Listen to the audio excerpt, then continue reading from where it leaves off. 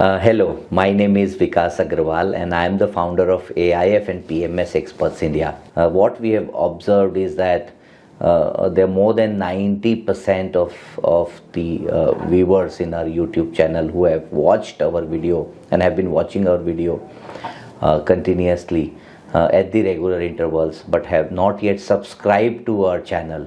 So my submission to all of you is that please subscribe to our channel so that we can reach out to more individuals like you and spread the awareness about the whole investing game. Thank you so much. हाँ, तो अगर आपके यहाँ कोई अगर quant PMS कर रहा है तो प्राइसिंग स्ट्रक्चर क्या रहेगा, उसके बारे में थोड़ा डिटेल देंगे? देखिए, हमारे पास इंडस्ट्री में बहुत ही अलग तरह के ऑप्शन है। एक तो नॉर्मल फिक्स्ड फीस होती है जो पोर्टफोलियो की एक सर्टेन परसेंटेज हम चार्ज करते हैं, बट उसके अलावा हमने क्लाइंट को ऑप्शन दिया है कि आप कोई फिक्स्ड फी मत पे करिए, आप सिर्फ परफॉर्मेंस फी करिए। परफॉर्मेंस या तो आप एक फिक्स्ड हर्डल के ऊपर करेंगे कि भाई इतने परसेंटेज के ऊपर प्रॉफिट आया तो एक्स्ट्रा जो प्रॉफिट बना वो मैं शेयर करता हूँ, और तीसरा ऑप्शन हम देते हैं कि भाई BSE 500 को जब हम बीट करते हैं तभी आप पेमेंट करिए, अदरवाइज आप कुछ पे मत करिए। और BSE 500 के ऊपर जितना परफॉर्म किया है हमने उसका एक सर्टेन परसेंटेज हम चार्ज करते हैं। ओके, तो मैडम लास्ट ईयर का आपका क्या रिटर्न्स रहा है? अगर हम BSE 500 इंडेक्स से साथ कंपेयर करें तो क्या आपका रिटर्न्स रहा है? देखिए सर, हमारी रिटर्न्स हमने PMS बहुत ही सही टाइम पे चालू करी थी, अगस्त के महीने में 2023 के, और तो काफ़ी अच्छी परफॉर्मेंस रही। आई थिंक दिसंबर एंड तक हमारी स्ट्रैटेजी का एग्रीगेट रिटर्न कुछ 75-80 तक जा रहा था, बट अभी जनवरी में करेक्शन आया है ज़रूर। ओके, तो ये जो मैडम ये जो वोलेटाइल मार्केट है, अभी अगर मैं ट्रेडिशनल PMS की बात करूँ तो उनके पास स्कोप नहीं होता कुछ करने का, तो क्या क्वांट में कोई स्कोप होता है कि ये जो वोलेटाइल मार्केट है उसको कुछ काउंटर कर सकें हम? बिल्कुल, तो देखिए हमारे पास मतलब वोलेटाइल मार्केट पे सर बहुत ज़्यादा फोकस जाता है कि वहाँ पे क्या कर पाएंगे, क्योंकि हमें पता है भाई मार्केट अच्छा होता है तो हमारी मोमेंटम स्ट्रैटेजी तो अच्छा काम करती है, बट वॉलेटाइल मार्केट में कैसे आप पैसे बचाएं उससे बहुत फोकस रहता है। तो हम इसको कई तरीके से करते हैं। जैसे एक चीज़ हुई जिसमें जैसे मैंने बोला डाइवर्सिफिकेशन तो है ही, दूसरा हम एक रेजीम मॉडल लेते हैं। हम क्या करते हैं कि हर टाइम पे हम ये डिफाइन करना चाहते हैं कि भाई ये बुल मार्केट है या बेयर मार्केट है। ठीक है, अगर ये बुल मार्केट है तो हमारी स्ट्रैटेजी ज़्यादा रिस्क लेती है, उसमें स्मॉल कैप आते हैं, उसमें हाई रिस्क होता है। बट अगर बियर मार्केट का सिग्नल आया तो हमारी स्ट्रैटेजी अपना रिस्क रिड्यूस कर देती है। अपना रिस्क रिड्यूस करती है तो ऑटोमेटिकली आपको हाई क्वालिटी स्टॉक्स और लार्जर स्टॉक्स पे फोकस चला जाता है, या फिर मान लीजिए डिफेंसिव सेक्टर पे फोकस चला जाता है, तो उससे आपका थोड़ा रिस्क मिटिगेशन होता है। बट होता क्या है सर, ये तो स्ट्रैटेजी हमने पिछला डेटा देख के बनाई है, हिस्ट्री का, और कई बार मार्केट में सरप्राइजेस आ जाते हैं जो कभी नहीं देखा जाने वैसा आ जाता है। तो हमने उसके ऊपर ये रिस्क मैनेजमेंट की लेयर लगाई है कि भाई अगर इतना करेक्शन हुआ तो हमारी स्ट्रैटेजी कैश में जाना चालू कर देगी, है ना। धीरे धीरे हम कैश में जाने चालू कर देते हैं, और सर इसमें हम ये भी करते हैं कि हम हेजिंग कर देते हैं, है ना। अगर रिस्क बढ़ गया तो हम मार्केट में पुट ऑप्शन खरीद लेते हैं लॉन्ग डेटेड, जिसमें पैसा तो ज़्यादा नहीं जाता, मतलब कॉस्ट इतना ज़्यादा नहीं जाता, बट एक इंश्योरेंस पॉलिसी हो जाती है। तो मैं आपको एग्जांपल बताऊं सर, तो जब इलेक्शन का टाइम था तो हमारी स्ट्रैटेजी अकेली स्ट्रैटेजी जिसने हेजिंग की थी, और हम कुछ 20-25% कैश में थे, तो जिस दिन मार्केट करेक्ट हुआ था हमारा जो हेजिंग वाला पोर्शन था पुट ऑप्शन, उसकी वैल्यू 3-4 गुना हो गई थी एक दिन में, क्योंकि वो हेज था। तो उस टाइम पे काफ़ी अच्छा हेज काम किया था। अगर जनवरी की बात करें तो जनवरी में हुआ क्या कि निफ्टी करेक्ट नहीं हुआ, स्मॉल एंड मिड कैप में ज़्यादा करेक्शन हुआ, तो हेज से फ़ायदा तो हुआ बट बहुत ज़्यादा इम्पैक्ट नहीं है। ओके, तो ये आप में आपके जो क्वांट PMS है, इसमें आपका कुछ ऐसा भी होता है कि आप लोग लार्ज कैप में इतना एलोकेशन करेंगे, मिड में इतना करेंगे, स्मॉल कैप में, ऐसा कुछ परसेंटेज डिसाइड करते हैं? नहीं सर, हम लोग काफ़ी फ्लेक्सिबल रखते हैं अपने स्ट्रक्चर को। देखिए हमारी जो स्ट्रैटेजी है वो रिस्क मैनेजमेंट तो कर ही रही है, बट ये सारी चीज़ें जो हम फैक्टर्स और मोमेंटम इनको मिक्स कर रहे हैं, कोशिश क्या रहती है कि इट शुड बी ऑल्सो ये हाई परफॉर्मेंस स्ट्रैटेजी होती है ना। अब उसके लिए हमने फिक्स नहीं, हम इसको डायनामिक रखते हैं। अगर आज के मार्केट में लग रहा है कि स्मॉल कैप पे जाना चाहिए तो स्मॉल कैप में भी वेट बढ़ जाता है, बट अगर मार्केट बदल गया और हमको लगता है कि आप मिड कैप या लार्ज कैप में चले जाओ तो वो लार्ज कैप में चली जाती है। तो कोई फिक्स नंबर नहीं रहता।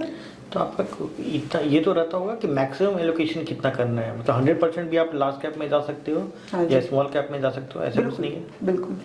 बट सर होता क्या है, क्योंकि अगर हम लोग ये जो फैक्टर्स पे फोकस कर रहे हैं और अगर आप अपॉर्चुनिटी ढूंढ रहे हैं तो बहुत मतलब मेजर चंक ऑफ मार्केट में आपको स्मॉल एंड मिड कैप पे फोकस दिखता है, राइट? क्योंकि स्मॉल एंड मिड कैप में ही लॉन्ग टर्म ज़्यादा ग्रोथ आती है, राइट? आप लोग जो पोर्टफोलियो रीबैलेंसिंग करते हैं तो उसका टाइम फ्रेम कितना होता है? तो सर हम लोग इसमें नीड बेस्ड रीबैलेंसिंग करते हैं। ऐसा नहीं होता कि भाई इस दिन पे करना है, इस दिन पे करना है। Depending on the market scenario आपको दिखेगा कि एक महीने में 3 से 4 स्टॉक, मान लीजिए 2 से 3 ऐसे स्टॉक चेंज होते हैं। डिपेंड्स, अगर वॉलेटाइल मार्केट होता है तो आपको दिखता है कि थोड़ी ज़्यादा चेंजेस हुए हैं, बट अगर नॉर्मल मार्केट होता है तो उतने चेंजेस नहीं होते हैं। तो नीड बेस ही रहता है, बट आपका पोर्टफोलियो टर्नओवर ओवरऑल आपको 200 से 250% के बीच में दिखता है। कुछ बहुत ज़्यादा चर्न नहीं होता है ऐसा, जैसे लोग सोचते हैं कि कौन स्ट्रेटजी एल्गो है वो तो हर दिन ही पोर्टफोलियो चल जाता है। ऐसा बिल्कुल नहीं होता। अगर आप किसी नॉर्मल फंड से कंपेयर करेंगे तो उसके एट पार ही हमारा चर्न रहता है। तो इसके कुछ अलग टैक्स इम्प्लीमेंटेशन नहीं रहते क्या? सर देखिए, टैक्स इम्प्लीकेशन तो रहते हैं। अगर आप कोई भी एक्टिव स्ट्रेटजी में जा रहे हैं, है ना, जो पैसिव नहीं है, तो आपको दिखेगा कि एटलीस्ट 50% तो शॉर्ट टर्म में चला जाता है जिसी भी आप फंड को देखेंगे, अनटिल अनलेस वो बहुत ही बाई एंड होल्ड टाइप की फंड है जो कभी नहीं सेल करती। 50% आपको एक्टिव स्ट्रेटजी में जाता है ये टैक्स में, शॉर्ट टर्म में। तो हमारी में हमको दिखता है 60 से 70% शॉर्ट टर्म में जाता है, बाकी लॉन्ग टर्म में जाता है। तो फिर अगर कस्टमर को टैक्स के लिए क्या करना पड़ता है? आपकी तरफ से कुछ उसको सपोर्ट है या? बिल्कुल सर, हम लोग इवन एडवांस टैक्स के लिए हमारी तरफ से रिपोर्ट आती है कस्टमर को। और सर हमारे तरफ से एंगेजमेंट हमारी पीएमएस में बहुत हाई रहता है। तो लोगों के पास एनी क्वेरीज कुछ के लिए लोग अवेलेबल रहते हैं। Many clients will even come and talk to me, तो we are all there for our clients. Okay. तो आपके यहाँ अगर किसी ने कॉन्ट पीएमएस किया है तो वो अपने पोर्टफोलियो को एक्सेस है उनको, आपके पास है? यस सर, हमने फुल एक्सेस दिया है। तो आपको एंड ऑफ द डे पे पोर्टफोलियो में क्या बाइंग, सेलिंग, वैल्यू सब दिख जाती है। तो उसके लिए एक डैशबोर्ड है जो क्लाइंट को ऑनबोर्डिंग के टाइम पे मिल जाता है। तो आप लोग कुछ रेफरेंस भी प्रोवाइड करते हो कि मान लो ये स्टॉक में हमने 30% एलोकेशन किया है फंड, तो किस वजह से किया है, ऐसे कुछ रेफरेंस देते हो क्लाइंट को? सर देखिए, होता क्या है कि जो क्वांट स्ट्रेटजी है वो ज़्यादा ट्रांसपेरेंट रहती है। ओके। क्योंकि जब ह्यूमन फंड मैनेजर होता है या फिर ट्रेडिशनल फंड मैनेजर होता है तो वो आपको कई बार somebody's bias can lead to him investing, right? हमारे यहाँ पे हम आपको डेटा के थ्रू दिखाएंगे कि मोमेंटम इतना था, क्वालिटी इतनी थी, वैल्यू इतनी थी, इसलिए इन्वेस्ट किया, और ये चीज़ कम हुई इसलिए हमने एग्जिट किया। तो इट इज़ वेरी ट्रांसपेरेंट और हम उनको रैशनल भी एक्सप्लेन करते हैं। ओके। तो मैडम, आज के मार्केट के सिनेरियो में आपका क्या व्यू है कि आज जो इतना उथल पुथल चल रहा है इंडियन स्टॉक मार्केट में, तो इसको लेकर के आपका कंसर्न और व्यू क्या है कि लॉन्ग टर्म में कैसा रहेगा मार्केट, और शॉर्ट टर्म में आपका क्या व्यू है? बिल्कुल। तो देखिए, अभी थोड़ी सी ग्रोथ स्लो डाउन हुई थी इंडिया में, अर्निंग्स में स्लो डाउन आया था, साथ के साथ ग्लोबल मार्केट में बहुत कुछ हो रहा है। तो आई थिंक जनवरी के आखिरी हफ्ते में एक पैनिक सेलिंग हुई है, जिससे आई थिंक सबके पोर्टफोलियो पे इम्पैक्ट आया है। हमें क्या लगता है कि भाई पैनिक करने की तो बात नहीं है ना? क्योंकि आज के मार्केट में जो थीम शिफ्ट हो गए, आज के मार्केट में ऐसे कई सारे सेक्टर्स और कंपनीज हैं जिनकी अभी भी बहुत ही स्ट्रॉन्ग ग्रोथ स्टोरी चल रही है। जैसे अगर आपको मैं एग्जांपल दूं तो अगर आप मान लीजिए हॉस्पिटल सेगमेंट को देखें, राइट, या आप एग्रीकल्चर एग्रोकेमिकल सेक्टर को देखें, या आप अभी कंजम्पशन में कई सारी स्टोरीज हैं वहाँ पे देखें, तो या फिर आप even financial market related stocks को देखें, तो बहुत ही स्ट्रॉन्ग ग्रोथ स्टोरी है जो चाहे दुनिया में कुछ भी हो, इट इज़ लिंक टू अपना डोमेस्टिक मार्केट, और जहाँ पे बहुत स्ट्रॉन्ग ग्रोथ चल रही है। तो हमारा फोकस भी बिल्कुल शिफ्ट हो गया। अगर मैं आपको 1 साल पहले की बात बताऊं, 1 साल पहले हमारे इस पोर्टफोलियो में सब PSU, डिफेंस और ये सारे थे, बट धीरे धीरे पूरा ही ज़्यादा कंजम्पशन और डिफेंसिव की तरह एक टिल्ट आ गया है। और अगर आप फंडामेंटली उनकी कहानी देखेंगे या फिर हम लोग एनालिस्ट की रिपोर्ट भी पढ़ते हैं तो हर दिन अपग्रेड हो रहा है। तो आई थिंक वहाँ पे एक स्ट्रॉन्ग अपॉर्चुनिटी है। और आई थिंक सेलेक्टिव सेक्टर्स और सेलेक्टिव कंपनीज में अभी भी मुझे लगता है काफ़ी अच्छी ग्रोथ स्टोरी चलेगी। आपके पीएमएस में कोई स्टॉक सिलेक्शन प्रोसेस है, डिफाइंड प्रोसेस है, या आप लोग सिचुएशन के हिसाब से प्रोसेस चेंज करते हो? सर हमारी प्रोसेस अडाप्ट होती रहती है ना। जैसे कि मान लीजिए किसी मार्केट में दिखता है कि भाई मोमेंटम ही है तो वहाँ मोमेंटम पे इन्वेस्ट होता है, बट फिर चेंजिंग मार्केट कंडीशन के साथ हमारी प्रोसेस अडेप्ट हो जाती है। कभी वैल्यू पे फोकस बढ़ जाता है, कभी क्वालिटी पे फोकस बढ़ जाता है। और सर हमारा मतलब जैसे ट्रेडिशनल मैनेजर का क्या होता है कि वो एक एक कंपनी को स्टडी करते हैं, फिर उस कंपनी को वो अपने पोर्टफोलियो में डालते हैं कि भाई इस कंपनी की स्टोरी अच्छी है, उसको डाल दिया। हम लोग पहले डिसाइड करते हैं कि किस फैक्टर पे फोकस करना है हमको। आज के टाइम पे हम मोमेंटम पे फोकस करें या वैल्यू पे फोकस करें या क्वालिटी पे करें या कोई मैक्रो इकोनॉमिक देख लें, और फिर हम उसके बेसिस पे फिर हम उस पोर्टफोलियो के बेसिस पे क्या स्टॉक आने चाहिए, फिर हम वहाँ पे जाते हैं। और सर हमेशा हम इसमें मल्टीपल फैक्टर्स का यूज़ करते हैं, है ना। तो जैसे एक इस कंपनी की रेटिंग कैसे चल रही है, इसको एस्टिमेट कैसे मिल रहे हैं, वो हमेशा एक एज अ फिल्टर रहता है। इसकी लिक्विडिटी कैसी है, इसमें रिस्क कैसा है, वो एक हमेशा फैक्टर रहता है। तो मल्टीपल लेवल ऑफ फिल्ट्रेशन के बाद ही कंपनियाँ आती हैं। और यूजुअली हमारे पोर्टफोलियो में हमको दिखता है भाई कि जो भी कंपनी हमने ऐड की है कुछ टाइम बाद हमको उसके अपग्रेड्स मिलने चालू हो जाते हैं या फिर उसका अच्छा रिस्पॉन्स आने लगता है मार्केट से। तो आई थिंक हमारे मॉडल पे हमको बहुत अच्छा कॉन्फिडेंस है कि वो सेक्टर्स एंड कंपनीज अच्छे से अडाप्ट कर लेता है। आपका जो मॉडल है उसमें फंडामेंटल रिसर्च की कोई जगह है या 100% रोबो पे ही है? सर देखिए फंडामेंटल तो बहुत ज़रूरी है जी। तो जब जैसे मैं वैल्यू की बात कर रही हूँ या क्वालिटी की बात कर रही हूँ उसमें फंडामेंटल रेशियो ही जाते हैं। वैल्यू की बात करें तो आप जैसे basic P ratio, PB ratio, ये सब तो यूज़ होता ही है। उसके अलावा सर हम लोग जैसे इनके कई वेरिएशन होते हैं।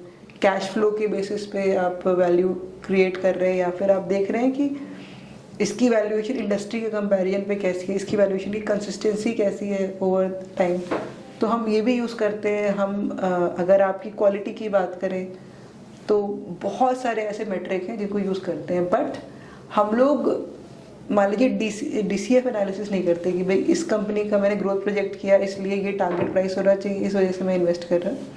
ऐसा नहीं करते, हम फंडामेंटल्स देखते हैं बट उसमें हम पैटर्न ही देखते हैं। आपने बताया कि आपको अगर मार्केट ठीक नहीं लगता है या आपका जो रोबो है वो एडवाइस करता है कि अभी मार्केट खराब होने वाला है तो आप कैश में चले जाते हो, कुछ पोर्शन आप लिक्विडेट करके कैश में चले जाते हो।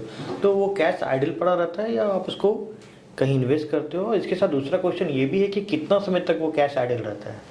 सर देखिए कैश, हम लोग जब भी कैश पे जाते हैं तो हम लोग एक इंस्ट्रूमेंट यूज़ करते हैं जहाँ पे हमको लिक्विड इंटरेस्ट जितना होता है पैसा मिलता है। हम लोग उसके लिए क्लियरिंग अकाउंट का यूज़ करते हैं जहाँ पे हमको इंटरेस्ट मिलता है। तो कैश हम आइडल नहीं रखने देते और सर ज़्यादा टाइम के लिए नहीं रहता। जैसे इवन हम गए थे कैश पे जनवरी में, अभी हमने ऑलमोस्ट बहुत बाइंग करी है बजट के बाद में। इसके अलावा सर नए इन्वेस्टर का भी, जैसे आपने अगर अभी 50 लाख डाले तो ऐसा नहीं होता कि हम डे 1 पे 50 लाख इन्वेस्ट कर दिया। राइट। तो हम लोग मार्केट में हमने अपना एक इंडेक्स बनाया है फियर एंड ग्रीड का।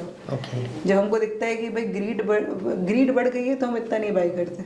जब हमको दिखता है फियर बढ़ रहा है तब हम ज़्यादा बाइंग करते हैं और हम धीरे धीरे, जैसे जिसने भी इन्वेस्ट किया हम उसको धीरे धीरे इन्वेस्ट करते हैं ओवर 1 to 3 मंथ्स। तो आज के सिनेरियो पे हमारे पास ऐसे भी क्लाइंट्स हैं जिन्होंने नवंबर में इन्वेस्ट किया है बट अभी भी फुल्ली हमने उसको एलोकेट नहीं किया हुआ है। तो मतलब ये मैक्सिमम मतलब 3 महीने तक आप रुकते हैं या सिचुएशन ऑफ मार्केट? तो मान लीजिए आज के डेट में कोई 50 लाख रुपया आपके पीएमएस में डालना चाहेगा तो उसका 100% एलोकेशन नहीं होगा, आप 2-3 महीना समय लेंगे उसको, जैसे अपॉर्चुनिटी दिखेगा वैसे आप उसको। सर अगर मैं आपको बताऊं तो जैसे 2024 की शुरुआत में क्लाइंट का पैसा बहुत जल्दी इन्वेस्ट हो जाता था, जी। बट आज के टाइम पे थोड़ा धीरे धीरे होता है, मतलब it depends on the scenario. तो थैंक यू सोनम जी, आपने काफ़ी सारे हमारे और हमारे इन्वेस्टर के डाउट्स को क्लियर किया है। डेफिनेटली इससे हमारे इन्वेस्टर जो लोग भी क्वांट पीएमएस में पैसा डालना चाहते हैं उनकी क्वेरी, उनको एक समाधान मिलेगा कि क्वांट पीएमएस क्या है और इसके लाभ क्या हैं। अगर फिर भी आप लोगों को कोई भी क्वेश्चन रहता है तो प्लीज़ हमारे नीचे दिए गए वेबसाइट पे हमें कांटेक्ट करें और नीचे दिए हुए नंबर्स पे आप हमें कॉल कर सकते हैं। Thank you.